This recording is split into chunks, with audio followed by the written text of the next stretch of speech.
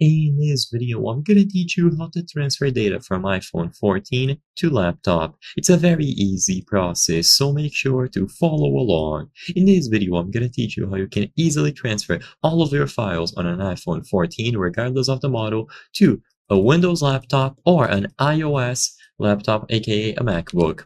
It's simple to do, and all that you need for this process is a cable. So for the method that I'm going to show you in this video, you will need a charging cable or any standard USB one. So usually, if your iPhone uses USB-C to charge, you will need a USB-A to USB-C, or if you have a Lightning port, then you need a Lightning to USB.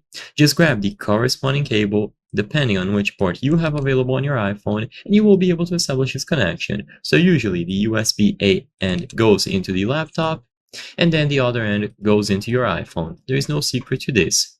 Immediately upon connecting both devices together, assuming that the laptop and the iPhone are powered on, there will be a message on the center of the screen telling you if you want to allow this connection. If you trust this connection and allow, now all of your files will be visible on the laptop.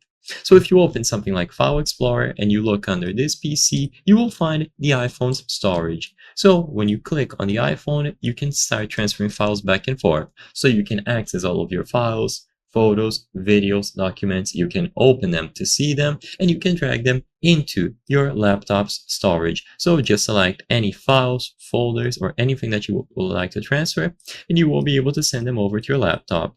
You can also grab files from your laptop and drop them inside of these folders. It doesn't matter. Now they will be accessible through the iPhone's storage, even after you disconnect it from your laptop.